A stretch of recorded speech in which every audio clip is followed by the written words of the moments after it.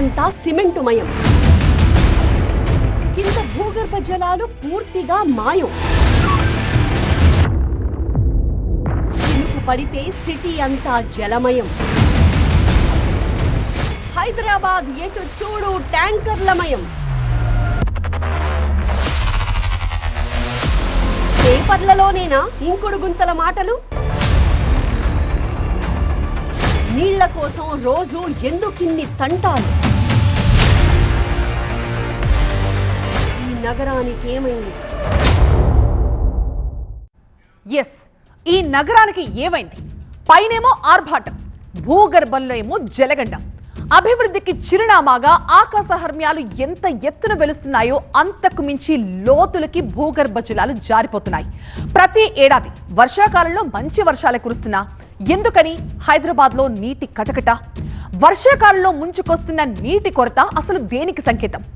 భాగ్యనగరం నీటి అవసరాలేంటి? వర్షపు నీరంతా ఎడిపోతోంది. వాన నీటి సంరక్షణ విషయంలో ఏం చేయాలి, ఏం చేస్తున్నాం? డీటెయిల్డ్గా చూద్దాం. భారీ వర్షాలు వచ్చినా హైదరాబాద్లో మాత్రం భూగర్భ జలాలు పెరగట్లేదు. నగరంలో కుండపోత వానలు కురుస్తున్నా భూమిలోకి ఇంకుతోన్న నీరు అంతంత మాత్రంగానే ఉంది. ఎంత వర్షం కురిసినా భూమిలోకి నీరు ఇంకకపోవడానికి ప్రధాన కారణం నగరం మొత్తం కాంక్రీట్ జంగల్గా మారిపోవడమే. కాంక్రీట్ కట్టడాలతో వరద భూమిలోకి ఇంకిపోవడం లేదు. విచ్చలవిడిగా బోర్ల తవ్వకం, చెరువులు, కుంటలు అన్యాక్రాంతం కావడం, దానికి తోడు ఒక్క అడుగు కూడా గ్యాప్ లేకుండా ఇళ్ల మధ్య కాంక్రీట్ రోడ్లు. దీంతో భూగర్భ జలాలు అడుగంటిపోయి భాగ్యనగరాన్ని నీటి కష్టాలు వెంటాడుతున్నాయి. వర్షాకాలంలో కూడా నగరవాసుల దాహార్తి తీరడం లేదు. దీంతో సిటీ వాసులు వాటర్ ట్యాంకర్లపై ఆధారపడాల్సిన పరిస్థితులు ఏర్పడుతున్నాయి ప్రతి సంవత్సరం. గతేడాదితో పోల్చితే ఈ ఏడాది ట్యాంకర్ల బుకింగ్స్ కూడా అనూహ్యంగా పెరిగినట్టుగా అర్థమవుతోంది. గతేడాది మార్చి నుంచి జూలై వరకు ఒక్క జలమండలి నుంచి 9.50 లక్షల వాటర్ ట్యాంకులు బుక్ చేసుకున్నారు. ఇక ఈ ఏడాది మార్చి నుంచి ఈ జూలై 22 తేదీ వరకు చూసుకుంటే 12 లక్షలకు పైగా వాటర్ ట్యాంకులు బుక్ చేసుకున్నారు. ఈ ఏడాది వర్షాకాలం సీజన్ జూన్ జూలైలో కూడా ప్రతిరోజు యావరేజ్గా 9,000 ట్యాంకర్లు బుక్ చేసుకుంటున్నారంట నగరవాసులు. వేసవి సీజన్లో వాటర్ ట్యాంకుల డిమాండ్ ఉండడం చాలా కామన్గా మనం చూస్తుంటాం. కానీ వర్షాకాలంలో ఇంత వర్షాలు పడుతున్నా కూడా వాటర్ ట్యాంకుల బుకింగ్ కోసం జలమండలిపై ఆధారపడాల్సిన పరిస్థితులు ఎందుకు ఏర్పడుతున్నాయి? ప్రతి ఏడాది కురుస్తున్న వర్షానికి స్టోరేజ్ లెక్కల్లో చూసుకుంటే 44 టీఎంసీలు. ఇది హైదరాబాద్లో ఉన్న 1,40,00,000 మంది 34 టీఎంసీల నీటిని వినియోగిస్తే మిగులు జలాలు ఇంకా 10 టీఎంసీలు ఉండాలి. అయితే 44 టీఎంసీల్లో కనీసం 4% కూడా భూమిలోకి నీళ్లు వెళ్లడం లేదని తెలుస్తోంది. మహానగరంలోని ఎస్ఆర్ కాలనీలో జలమండలి వాటర్ ఫిల్లింగ్ స్టేషన్ దగ్గర నేనున్నాను. ఒకసారి నా బ్యాక్గ్రౌండ్ చూసుకోవచ్చు. ఈ ట్యాంకర్ మొత్తం కూడా జలమండలి వాటర్తో నింపే ప్రయత్నాలు చేస్తుంది. ఇదే విధంగా మొత్తం ఈ ట్యాంకర్లు ఇక్కడ 3 ఫిల్లింగ్ పాయింట్స్ ఉన్నాయి. ఈ విధంగా మనం చూడొచ్చు. మొత్తం క్యూ లైన్ మొత్తం ఎక్కడికక్కడ. నాకు లెఫ్ట్ సైడ్ చూసుకుంటే వాటర్ ఫిల్లింగ్ స్టేషన్లో ఈ ట్యాంకర్లు వాటర్ ట్యాంకులు మొత్తం కూడా పెద్ద ఎత్తున క్యూ లైన్లు కట్టిన పరిస్థితి ఉంది. ఇన్స్పెక్టర్ గారు, ఎలాంటి సిచ్యువేషన్ ఉంది? మీరు మీ సర్వీస్లో ఎప్పుడైనా ఇలాంటి సిచ్యువేషన్ చూసారా? కన్జ్యూమర్స్లో బోర్స్ అన్నీ ఫెయిల్ అవడం వల్ల ఎంత బుకింగ్స్ అందరూ ట్యాంకర్స్ మీదనే డిపెండ్ అయి ఉన్నారు. అయినా కూడా మేము ఏ రోజు బుకింగ్ ఆ రోజు సర్వీస్ చేయగలుగుతున్నాం. ఓకే, మీకు ఒకటి చూపించే ప్రయత్నం చేస్తాను. హైదరాబాద్ నగరంలో పడ్డ వర్షం అంతా కూడా మాయమైపోతుంది, మూసీ నదిలో ప్రత్యక్షమవుతుంది. దానికి కారణం హైదరాబాద్ మహానగరం కాంక్రీట్ జంగిల్గా మారిపోవడమే ప్రధాన కారణం. ఇక్కడ రోడ్డు మొత్తం కూడా ఇక్కడ పడ్డ వర్షం, ఎగ్జాంపుల్కి ఈ రోడ్ అంటే అపార్ట్మెంట్, ఇది అపార్ట్మెంటు ఎగ్జాంపుల్, వర్షం ఇక్కడ పడ్డ వర్షం కానీ ఇక్కడ నుంచి వచ్చే వర్షం కానీ ఈ కాంక్రీట్ మొత్తం కూడా కాంక్రీట్తో ఫిల్ కావడం వల్ల, ఇదే విధంగా హైదరాబాద్ నగరంలో 90% ఫిల్ కావడంతో వర్షపు నీరు భూమిలోకి ఇంకే సిచ్యువేషన్ లేకుండా పోయింది.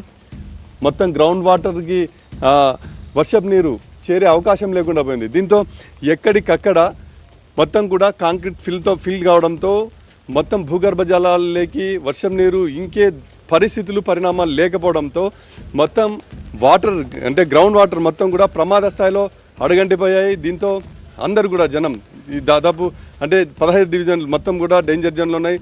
వాటర్ ట్యాంకులు మీద ఆధారపడి ఇంకుడు గుంతలు లేకుండా వ్యవహరిస్తున్నటువంటి అపార్ట్మెంట్ వాసులకు 16,000 మందికి జలమండలి నోటీసులు జారీ చేస్తుంది. అదేవిధంగా ఈ ఇంకుడు గుంతల ప్రాధాన్యతను గుర్తిరిగి వాళ్ళు మెయింటైన్ చేసుకోకపోతే మాత్రం ఈసారి అలాంటి వారు ట్యాంకర్లను బుక్ చేసుకుంటే మాత్రం ట్యాంకర్లను రెట్టింపు ధరలతో ఇవ్వాల్సిన పరిస్థితులు వస్తాయని గట్టిగా హెచ్చరికలు జారీ చేస్తుంది జలమండలి. ఇక సిటీలో హెవీ డేంజరస్ జోన్ లో ఉన్న ప్రాంతాల్లో ఒకసారి చూస్తే హైటెక్ సిటీ, మాదాపూర్, దుర్గం చెరువు, ఎస్ఆర్ నగర్, కుకట్పల్లి, అలాగే ఎల్బీ నగర్, చార్మినార్, అల్వాల్, బోడుప్పల్, నారాయణగూడ, రాజేంద్ర నగర్ ఈ ప్రాంతాల్లో స్పెషల్లీ భూగర్భ జలాలు చాలా వేగంగా పడిపోతున్నాయట. వర్షపు నీటిని ఒడిసి పట్టి నిల్వ చేసే పరిస్థితి ఈ ఏరియాలో చాలా తక్కువగా ఉంది. అయితే వర్షపు నీటిని ఒడిసి పట్టుకునేందుకు వినూత్న పద్ధతిని సూచిస్తున్నారు వాక్ ఫర్ వాటర్ ఫౌండేషన్ నిర్వాహకులు. ఇక మరింత సమాచారం మా కరెస్పాండెంట్ లక్ష్మీకాంత్ అందిస్తారు. గ్రౌండ్ వాటర్ మొత్తం కూడా అడుగంటిపోయే పరిస్థితి వచ్చింది. రెడ్ జోన్ లేక్ హైదరాబాద్ వెళ్ళిపోయింది. ఈ పరిణామాల్లో ఏం చేస్తే బాగుంటుంది అన్నది మీరు ప్రజలకు ఏం చెప్పదలుచుకున్నారు? హైదరాబాద్ రెడ్ జోన్ కారణం కావడానికి ఒకప్పుడు 80 ఫీట్లలోనే నీళ్ళు ఉంటుండే. ఇప్పుడు హైదరాబాద్లో కొన్ని జగాలలో 1500 ఫీట్లల్లో కూడా వెళ్తే కూడా డ్రైడే ఉన్నది. 1500, 2000 వరకు వెళ్తారేమో. ఇంకా అంటే టెక్నాలజీ ఉపయోగించి మనం ఏమనుకుంటున్నామంటే దీన్ని యూజ్ చేయడం వల్ల టెక్నాలజీ భూమి లోపలికి ఎంత ఎక్కువ వెళ్తే మన దగ్గర అంత వాటర్ ఉంటుంది అనుకుంటున్నాం, విచ్ ఈజ్ కరెక్ట్ కాదు. సో మనకు కావాల్సింది ఏంటంటే అసలు వర్షపాతం ఎంత ఉంది, దాన్ని ఎట్లా వినియోగించుకుంటున్నాం. వినియోగం అనేది చాలా ఇంపార్టెంట్. వినియోగించుకోకుండా ఇష్టం వచ్చినట్లు మనం రకరకాలుగా మిస్యూజ్ చేస్తున్నాం. మనం ఈ వనరులను మనము ప్రత్యేకంగా యూజ్ చేయాలి. దీనికోసం మేమేం చేసినామంటే గత 15 సంవత్సరాల నుంచి అవగాహనతో పాటు సింపుల్ అఫోర్డబుల్ యాక్షన్ చేస్తున్నాం. ఏం చేసినామంటే ఒక రెయిన్ వాటర్ ఫిల్టర్. ఇది ఏం చేస్తుందంటే మనకు ఒక 100 స్క్వేర్ మీటర్ల మీకు రూఫ్ టెర్రస్ ఉంటే దీంట్లో ఈ హైదరాబాద్లో 850 లీటర్ల నీళ్లు పర్ స్క్వేర్ మీటర్కి వస్తుంది. అంటే 85,000 లీటర్ల నీళ్ళని ఇస్తుంది. ఏం చేయలేదు నేను, సింపుల్గా పైనుంచి కిందికి వెళ్ళే ఏదైతే పైపు ఉందో టెర్రస్ నుంచి వర్షం పడినప్పుడు నీళ్ళు వస్తుంది. దీన్ని ఏం చేసినా ఈ పైపుని ఈ మధ్యలో సేమ్ ఒక టీ బెండ్ పెట్టి ఇక్కడ ఈ జస్ట్ ఇక్కడ మధ్యలో ఏం చేసినాం, ఒక టీ కనెక్ట్ చేసేసి ఇది డ్రైనేజ్ పోకుండా ఇక్కడ ఏం చేస్తామంటే ఎండాకాలం దీన్ని ఓపెన్ చేసి పెడతాము, ఎప్పుడైనా ఓపెన్ చేసి పెడతాము. ఇగో నీళ్ళు వస్తున్నాయి. సో ఈ నీళ్లు పోతాయి. ఇది ఓపెన్ ఎందుకు పెడతామంటే ఇది ఎప్పుడైనా మొదటి వర్షం వచ్చినప్పుడు పైన పక్షుల రెట్ట ఇస్తుంది, లేకపోతే దుమ్ము వస్తుంది, ప్లాస్టిక్ ఏమైనా కలుస్తుంది, ఇదంతా ఉంటుంది. కాబట్టి దీన్ని చేసిన తర్వాత ఇక్కడ మనము ఇక్కడ నుంచి ఒక ఫిల్టర్ తీసుకున్నాము. ఇది క్లోజ్ చేస్తే ఇక్కడ నుంచి వాటర్ ఇక్కడ వస్తాయి. దీంట్లో ఏమైపోతుందంటే చూస్తే మీరు ఇగో ఫిల్టర్, సింపుల్ ఫిల్టర్ ఉంది.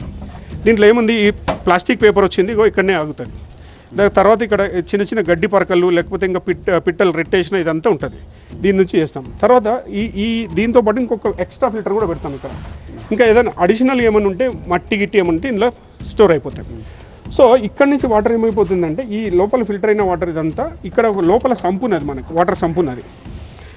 ఇక్కడ అంతా వచ్చిందంతా ఈ నీళ్ళంతా ఒక చుక్క కూడా బయటకు పోదు. దీనికోసం ఎవరైనా కానీ తమను సంప్రదిస్తే కావాల్సిన సేవలు ఫ్రీగా తమ అందిస్తామంటున్నారు walk for water society founder Karunakar Reddy.